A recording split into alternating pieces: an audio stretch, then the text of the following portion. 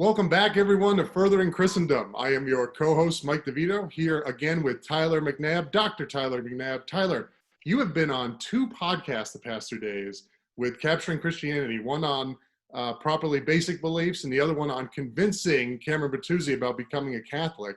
Now, not only were these long and informative and awesome conversations, but they were done at 1 o'clock in the morning in Macau. They started at 1 o'clock in the morning. So how are you holding up, brother? You ready for another interview? Yes, no, I'm ready for more. So, and especially given our guest today. So I'm really excited about our guest.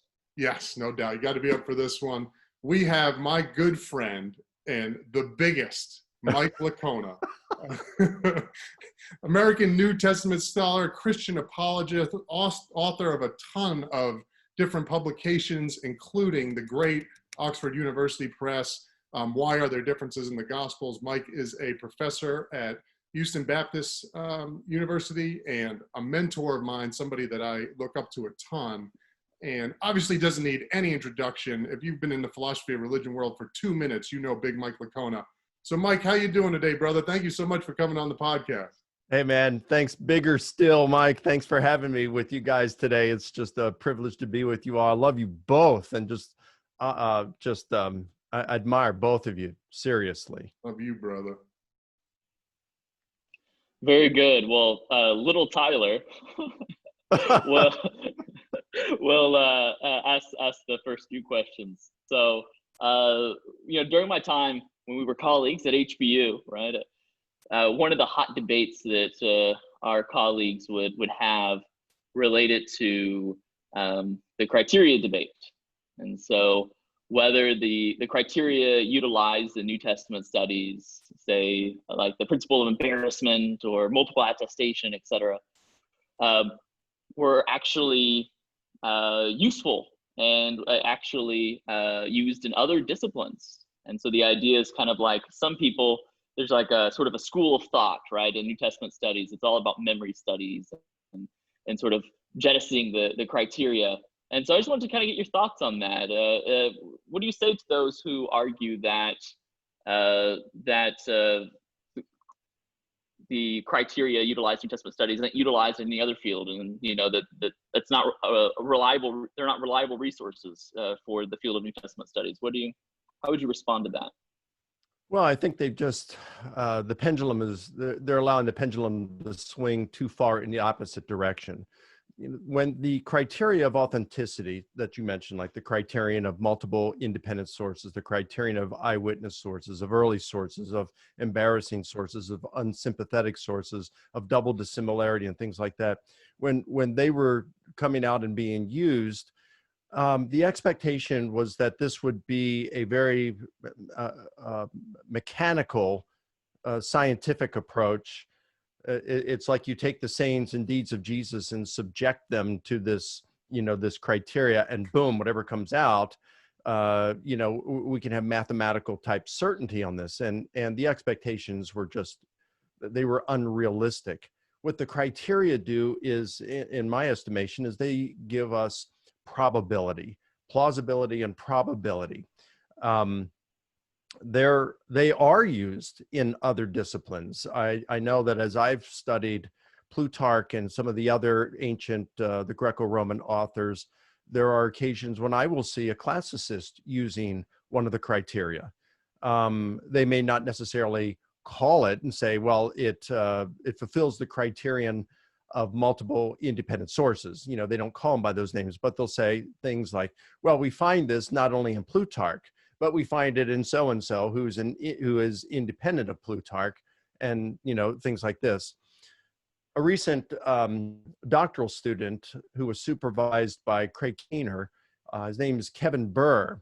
He did his doctoral dissertation on the criteria to see if they were used by general historians. So not only classicists, but general historians, those just operating outside the community of biblical scholars. Did his dissertation on it. I was his external reader. It was an excellent dissertation. He passed it with I don't believe there were anything to change. If there was, it was very minor. He just recently got it. So now it's Dr. Kevin Burr, and it was a fantastic dissertation. And he went back, to a century or longer ago and looked at the history primers and to see what general historians were doing. And some of them outline criteria. Some of them will call them by the same name. Some of them call them by separate names. But I remember there was like a history primer from maybe a century ago that had a bunch of these. So they don't use them as often. You don't find them as appealed to as frequently as we do in historical Jesus studies. But they are used by general historians, by classicists. Yeah, so I mean, we could say more. I just think, there is a movement within historical Jesus studies toward postmodern approaches. So, they'll look like this book that came out of, I think it was in 2012, about Jesus and the criteria of authenticity. I think there was another word in there in the title as well, by Chris Keith and Anthony Ladon. It's a good book. I mean, it's a good read. They have fantastic contributors in there, and it's very thought-provoking. But I do think that most of them go too far. Dagmar Winter, what he wrote in there, saying there should be a criterion of plausibility. I agree. In fact, that essay could have been in the book co-edited by Darrell Bach and Ed Kamaszewski that responded to that book. And some of them weren't so adverse to the criteria. So, for example, Mark Goodacre, he likes the criterion of multiple attestation. He just doesn't think it can be as widely used because he rejects the Q source and tends to go with the Farrer hypothesis that Luke used Matthew instead of Matthew and Luke having a common source. But so there's a movement among some historians of Jesus toward a postmodern approach to history. And then I think it's just, they've gone too far in the other direction in rejecting these. And as I said in my essay in the Bach-Kamaszewski book, do you think Jesus died by crucifixion in the first century? That he was crucified by Pontius Pilate, which is a fact about the historical Jesus that is, it's universally accepted by historians. And if you believe that, how do you arrive at that conclusion? Are you using multiple independent sources? Are you using unsympathetic sources early? I mean, what are you using? How are you arriving at that conclusion apart from the criteria? And I haven't received an answer to that yet. So that's some general thoughts on the criteria. That's really good. So the general idea is perhaps in New Testament studies, when the criteria was being utilized, at the peak, say the climax of New Testament studies, perhaps there was too much high expectations for what they could deliver us. Maybe the idea is something like they entail truth. Whenever you can, utilize some sort of principle, say the principle of embarrassment, that if it seems like it can be utilized, well, then this has to have happened, right? And so then counterexamples or refutations of the particular principles in one particular instance, nonetheless, doesn't show that in most cases the principles are reliable indicators that something occurred. That they at least add probability. They increase the hypothesis, even if they don't guarantee it. Several years ago, Eric Eve wrote an article for the Journal for the Study of the Historical Jesus, Journal of the Study for the Historical Jesus, and he talked about the criteria, and he talked about like multiple attestation. What does multiple attestation tell us? Does it tell us that the event actually occurred? No, it doesn't. What it tells us is that the report about the event was earlier than these two independent sources because they got it. It was going around before these two independent sources were writing. And he's absolutely correct on that. But of course, if you get back earlier, that is going to increase the likelihood of it being authentic, that it just didn't get made up, crafted, fabricated, and going around.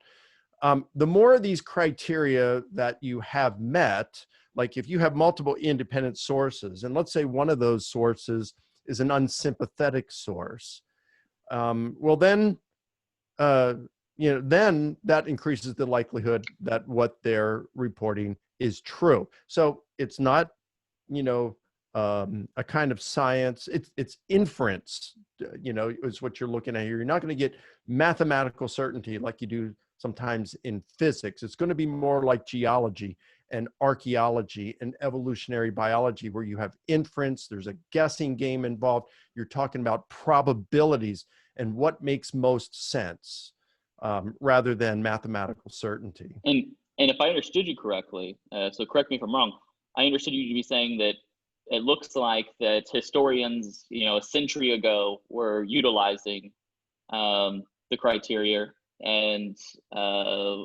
even today, classicists you come across will utilize it. Is that correct? That's a correct summary of what you were saying earlier?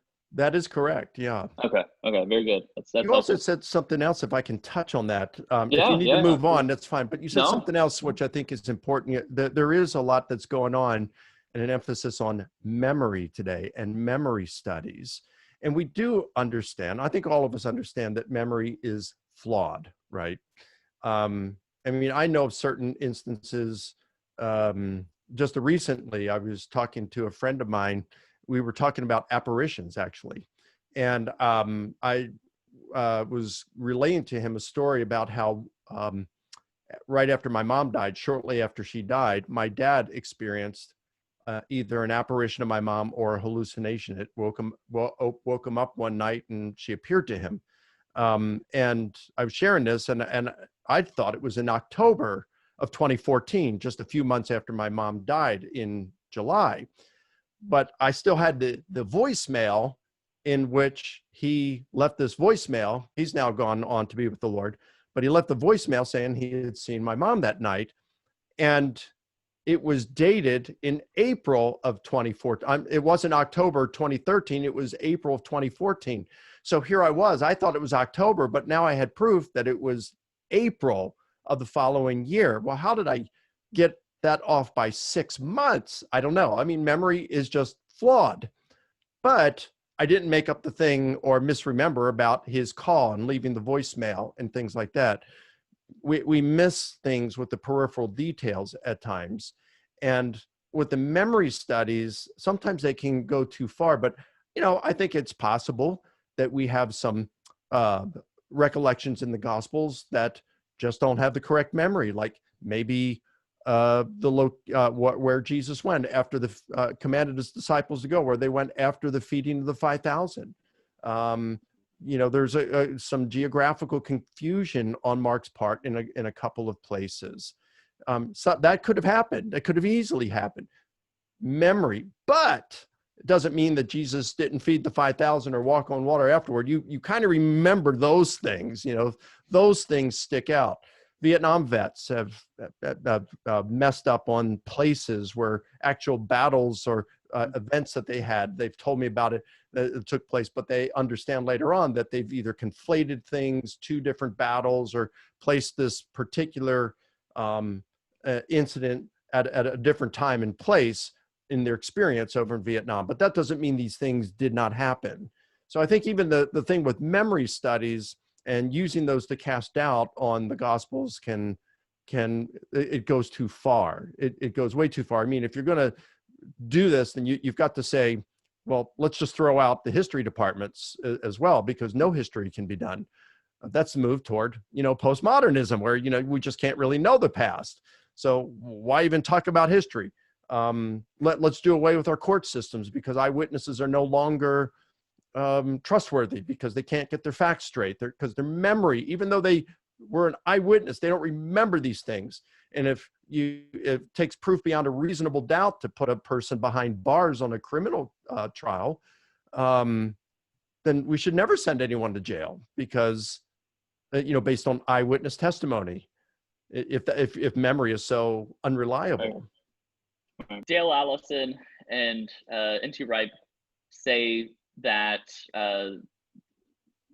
there had to have been some sort of experience with the disciples. It's not something they simply sort of would likely make up, because the idea that an eschatological resurrection could happen in the middle of time, so to speak, bridging, the age to come with the present evil age. This would just be so far out there, so to speak, that they experienced something, something brought upon this change, drastic and fundamental change in theology. And so I was curious as to your thoughts on that. Like, what role do you think that should play? I mean, do you agree with them in there? Do you think that should play a role in sort of an apologetics context when arguing about the resurrection? Should we include this as like a fact or something? So I just wanted to kind of get your brief thoughts on that. I know a number of Christian apologists will use that. I don't use it. I don't find it compelling. I mean, paradigm shifts do occur, right? And it's happened numerous times throughout history. Jesus, had some paradigm shifts. One of the difficult things when we're looking at the very topic you're bringing up is about Jesus' predictions about his imminent death and resurrection. I think we do have some really good evidence, historical evidence, that Jesus actually predicted his imminent death and resurrection. It's in multiple independent sources. It's in our earliest sources. You have it in terms of multiple attestation, in terms of a motif throughout the Gospels, which is, that today is a criterion, a way of looking at multiple attestation that may be the strongest one, actually. So the problem is, when we look at this, is why is it that the disciples did not seem to be anticipating Jesus's resurrection after his death? It seems as a surprise. Luke reports that when the women came back and announced that the tomb was empty, they'd seen angels that said he'd been raised, that the male disciples thought that they were telling frivolous tales. That John reports that when Mary Magdalene reported that the tomb was empty, they ran, they weren't expecting a resurrection. And even afterward, it seems like there's no reason for us to think that Peter thought Jesus had been raised. Maybe the beloved disciple did. But even that is a little bit vague in what John reports there. So, but why is it that they're not? And you got the doubting Thomas incident too, right? So why is it that they don't appear to be anticipating Jesus's resurrection, even doubting reports that he had been raised, if Jesus had so clearly predicted his imminent death and resurrection? This is a difficult one. I think it's very difficult. I wrestle with it in my large book. I present a number of different explanations. The explanation, if I recall, I mean, it's been 10 years. The explanation that I think that I embraced was that it could be that when Jesus uttered these statements, they weren't quite as clear as we find them in the Gospels today. The Gospels reported as after reflection, for several years, decades. So they're reporting what Jesus said, but he may not have said it so clearly. Or it could be that he did say it so clearly, but they just couldn't get their heads around the concept that there would be a dying Messiah who would come back. Still, he's talking about a resurrection, a very short period of time afterward. So why is it that they just doubted when the tomb was empty? I'm not sure what Tom Wright thinks about this. Dale thinks that that when Jesus said he would rise from the dead after his resurrection, that would be the general resurrection simultaneous with our being raised and his second coming. And so if that's the case, that is how it was presented or believed by Jesus. And we could see how that, I think that's a good possibility. I think it's plausible. I mean, Jesus didn't know the time of his coming. He may not have been clear he wasn't clear on when he was going to return. He may not have been clear in his understanding of the general resurrection being a two-step process, his resurrection and then ours at his coming millennia later. And so when Sunday morning comes around and the tomb is empty, they're not suspecting that the general resurrection has taken place because they didn't see Jesus coming on the clouds of heaven, with the second coming, the parousia. And so maybe that's why they weren't expecting it. That makes sense to me. It's something that I am, pondering and thinking about. I think it's very plausible. So I apologize, but I guess I got a little bit off. I don't even think, I feel embarrassed. I don't even think I answered your question. No, it's great. That was great stuff. I'm kind of going a bit more in the direction of objections and the resurrection, the whole sort of apologetics thing. What do you take to be like the best objection against the resurrection? I mean, has there been an objection where maybe you lost sleep over, or at least in the day, you were like, actually, I really need to think about this for a while. That kind of give you some angst or some worry, and how do you respond, or how do you take care of that objection? Yeah, it's a good question. Yeah, I mean, there've been times in the past, but then, I work through them, and right now, just about all of them don't seem to be any problems. I would say the best one I've probably heard is that there's just not enough evidence. And Geza Vermesh took that view. He just said, he wasn't convinced. Now, he rushed through. He had 6 possible explanations for the data, and he summarily just dismissed the one that Jesus rose. He said, because that's just based on faith, which was so naive, because Tom Wright had just come out with his book, which was 800 and some pages. And that's not just, hey, you just got to believe it by faith. He has a decent argument for the resurrection in there, 800 pages of stuff in there that he builds into that. And Vermesh never even discusses that. William Lane Craig, Gary Habermas, they presented good arguments for the resurrection of Jesus. So when Vermesh came out with that, I wouldn't expect that he would have known my work, because I was just was assessing his work in my doctoral studies. So, but you still had Habermas, the leading guy in this whole thing about the resurrection. You had Bill Craig, you had Dale Allison. Maybe he didn't have access to Allison's work at that point. But you just can't, he just dismissed it just with the brush of a hand, wave of a hand. He waved it off. And he did the same thing with inveterate skepticism that just said, yeah, we just don't believe it. There's just, there's bad arguments for it. I mean, look, inveterate skepticism is, it's as bad as fundamentalists, Christians who, put forward really bad arguments. Now, I'm not saying all fundamentalists do that, but, or we just say Christians who put forth bad arguments, on the opposite end there. But the inveterate skeptics, even though they have this skepticism that it just can't be moved, they're not even open to the data. And, we know of some skeptics like that. I've debated, like Matt Dillahunty. He said, someone asked him, hey, if you knew for a fact, 100% certainty that Christianity was true, would you become a Christian? He said, no. So, you have these kinds of inveterate skepticism, but that doesn't mean their arguments are flawed. You still have to consider their arguments. So then he goes through hallucinations. Nope, wasn't that legend? Nope, and all these. And he just comes to the end. He says, well, none of these work. And so therefore we just say we don't know. Well, I mean, it was a lousy process, but I do think that's probably, we can strengthen that. And I would say, if I were going to be a skeptic arguing, I would say this, and this is the argument I would give. And honestly, I don't have an answer to it.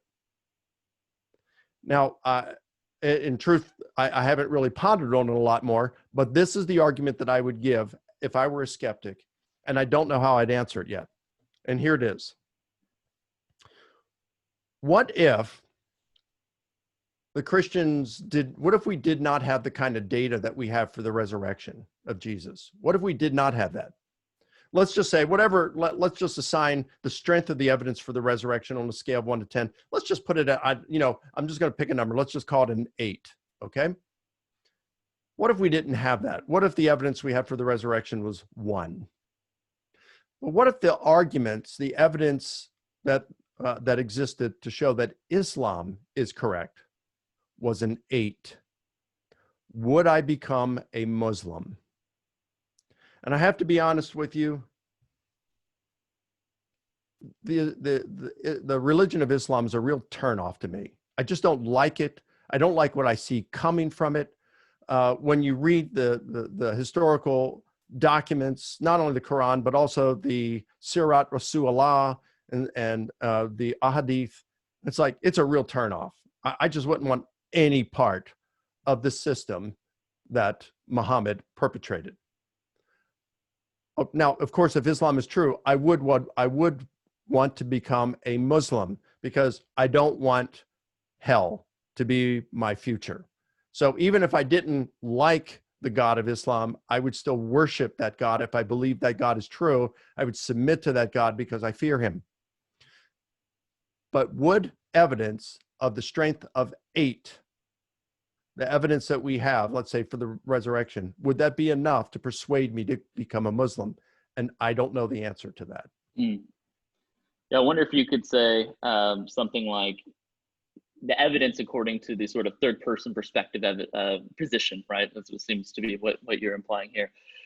Is high. The probability of Islam being true is high, while the probability of Christianity being true is low. Nonetheless, maybe the Holy Spirit sort of guiding your faculties and your process, your cognitive system, and is testifying to you, internally instigating, you to believe in the truths of the gospel, and you just can't kick it. You're like, I know that the third person perspective evidence, or the evidence according to a third person perspective is high. Nonetheless, I'm just going to continue to believe, and that's part of how you're hardwired and how God's intending. And it seems fine in that case for you to continue believing in Christianity. At least, I don't know. That's my spiel as an epistemologist. That's No, hey, I'm with that's you on how that. I would respond. Yeah. The challenge that I have with that, I'm not saying you're wrong on that. I think you're exactly right with that. The thing is, as a believer, it says, the Spirit testifies to our spirit that we're children of God. Yeah. I can't say. I mean, what does that testifying of the Holy Spirit within us? What does that look like? And I can't say that, even though I've been a Christian since age 10. I am convinced that Christianity is true. I believe that I have had intimate times of fellowship with God. But could I say that right now, the testimony of the Holy Spirit in me is so strong that without evidence, it would compel me to be a Christian? And I don't know that it is that strong. Sure. I've tried where I've tried to think, like, can I just imagine, that there's some tomb or something like a tomb where the skeletons or whatever remains of Jesus' body is, somewhere, right? And it's really hard for me to affirm that, right? To think that there is such a place in this real world that we could physically go to and be like, yep, here's the bits that are remaining, right? And there was actually one time where I was having a whole bunch of great doubt, so to speak. And I was struggling super bad with respect to my faith. And I felt like I was close to abandoning Jesus. And I remember at the moment, my heart lit up. Like it literally almost like if you could like draw a picture, right? My heart was like glowing with love for Jesus that just sort of like oozed out of me. And that's one of the main things that kept me being a Christian, was this sort of experience. So I guess all that to say, God might provide extra grace, so to speak, given the context. And so if we were in that context, perhaps our experiences of Jesus would be stronger than even they are now, the sort of personal experiences. And so that might make us more confident. Anyway, I've talked way too much. I'm going to pass the ball there. You haven't, and I think you're correct on that. I agree with you. And let's just say we lived in a third world country. And a lot of those countries, according to Craig Keener, that's where a lot of miracles do take place. And if we actually witnessed on a fairly regular basis, miracles of the blind seeing, the dead being raised, which happens today, according to Keener and others, that would be it, but that would be evidence, right? Right. Well, yeah, Mike. Yeah, sorry, I had to unmute it there for a second. Kids in the background. You guys covered a lot of ground. Geez, I want to just sit here and continue to listen to you two talk. But Mike, you've given us a ton of your time, so I appreciate it. I guess we'll finish just with a couple broad questions. One question I have, kind of along the lines of what you were talking about, what you guys were talking about, regarding the evidence for the resurrection as an apologetic, and more broadly apologetic methodology. What about the objection from the naturalist that just says, well, I just don't think miracles occur. Like I'm a naturalist. And so the whole idea of Jesus being raised from the dead is just a non-starter, right? So, and this gets into evidentialist approaches to apologetics, where it's like, what, do we need to start with some sort of case for miracles, or case for the supernatural, or the existence of God, something more along the lines of a classical approach to apologetics? Or do you think the evidentialist approach is okay, and you have some responses to the naturalist who just says, well, I just don't believe in miracles, so however outlandish these other theories are to encompass all the evidence we have for the resurrection, they're better than the miraculous claim just because miracles don't occur? Yeah, that's fair. I'd say, well, you just have to look at the evidence, because I do think miracles do occur today. And if miracles occur today, then that increases the plausibility of the resurrection. And then I would go through not only just miracles, but just evidence for a supernatural or spiritual dimension of reality. So like, for example, I'd give four. Number one, I would say you have well-evidenced near-death experiences. There are countless near-death experiences that have occurred that have been reported. Now, most of them, by far, most of them cannot be verified. So when a person says they have an out-of-body experience and they went to heaven, or they went to hell, or they went to somewhere else, there's no way of actually proving that. But sometimes they can. Sometimes, you hear about a person who, like I remember one story where a person, a mom and her daughter and son had a car accident, and the mother and daughter were killed, and the boy was in like intensive care, but he didn't know that his mother and daughter were dead.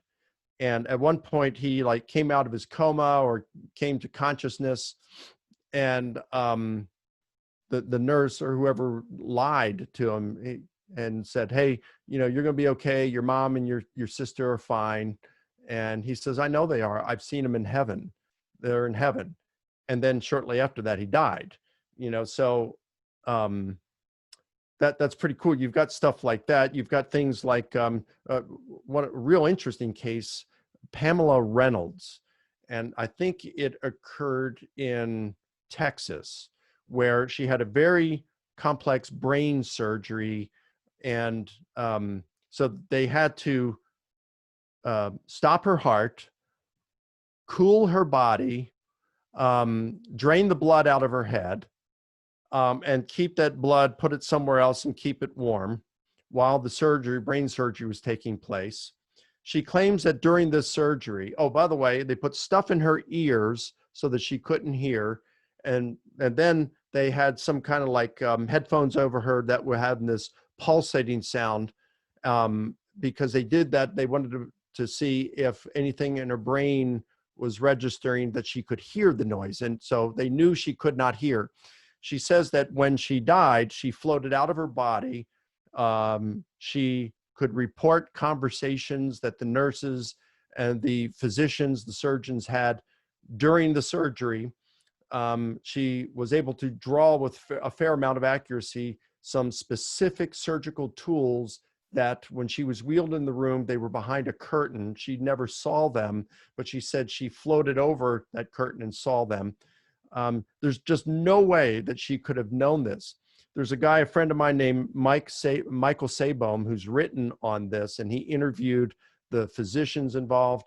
They even made a comment that they told him that when she came back, she was able to repeat how one of the attending surgeons made a snide remark about her anatomy while she was dead, or technically dead. So, I mean, there's just these kind of things. You got well-evidenced near-death experiences that seem to suggest that we have a soul, a spirit that survives the body, at least for a minimalistic amount of time. There are veridical apparitions in which people are able to see an apparition of a dead person who imparts to them accurate information they could not have otherwise known. There are plenty of documented cases of this. There is extreme answered prayer that several instances. Most Christians who have been Christians for a few decades may have maybe a half dozen of these, a handful of these that they could cite of extreme answered prayer that go beyond, what would be considered a coincidence. And then fourth, you have paranormal phenomena, plenty of instances of this, paranormal stuff that just does not coincide with an atheistic worldview. And when you put these kinds of things together, they so strongly suggest a supernatural, a spiritual dimension of reality that really, once you look at the evidence objectively, I don't see how a person can remain an atheist and think of themselves as a realist.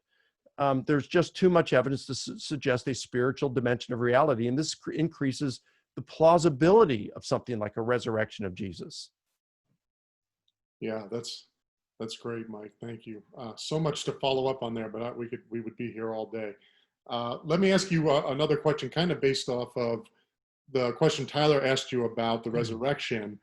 Obviously, you've written a lot on the reliability of the Gospels, and so are there any objections to your approach and to the historical approach to the reliability of the Gospels that you say, okay, that keeps me up at night. That's something I need to think about.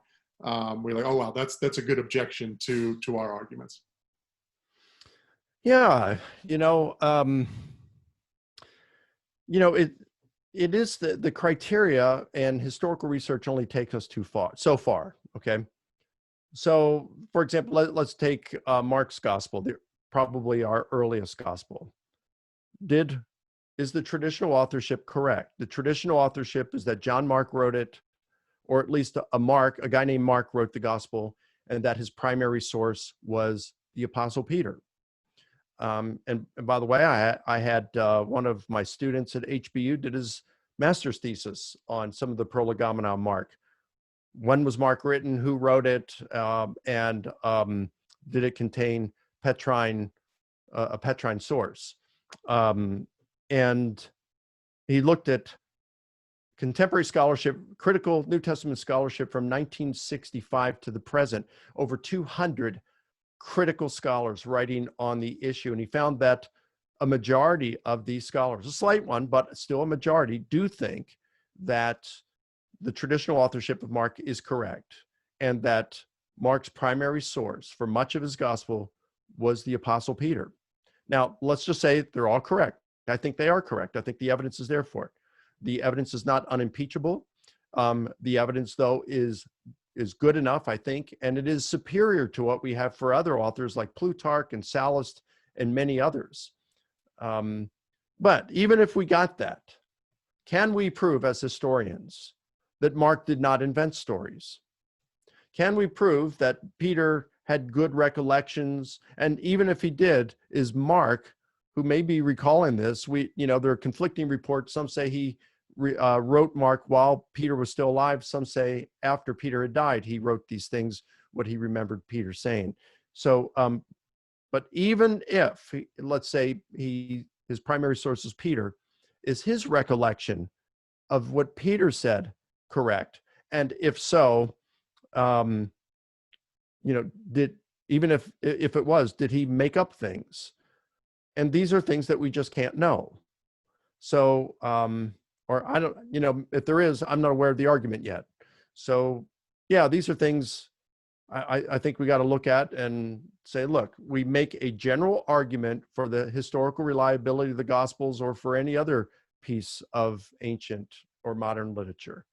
And you go with probability, you look at the arguments and you see what persuades you, but there is no airtight argument.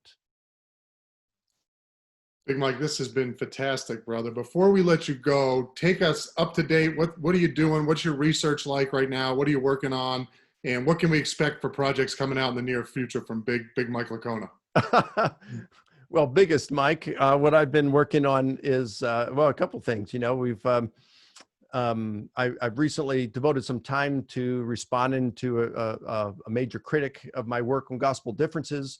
And so what I'm doing now is I'm writing a popular level book on gospel differences. So, but that book on gospel differences, that's been pretty positively received by many. There have been many believers who have emailed me, contacted me, and said how it has really encouraged their faith. I didn't write it to encourage a person's faith. I write it to understand why gospel differences exist, to get to the cause of them. Came up with a fresh idea about compositional devices being responsible for them. And I think it works. I think it makes a whole lot of sense. So do a lot of other people. But that was an academic treatment that came out in 2017. I'm writing a popular level version. I will be addressing broadly some of these objections that have come and try to make it more popular in terms of how does this work with divine inspiration? How does this work with the doctrine of biblical inerrancy? Does it work with them? And some general principles for the Christian to follow when reading scripture. So that's one thing I'm working on this spring, because speaking engagements, spring and summer speaking engagements, even most of my fall ones have been canceled. Yeah, I've been working on building up our YouTube channel. And so we've got a whole lot more videos. We got a lot more activity going on in our YouTube channel.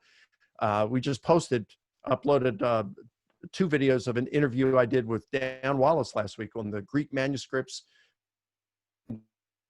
And yesterday released one on English translations. A lot of good stuff that I didn't know before. So I learned some stuff from Dan in these videos. Very interesting stuff.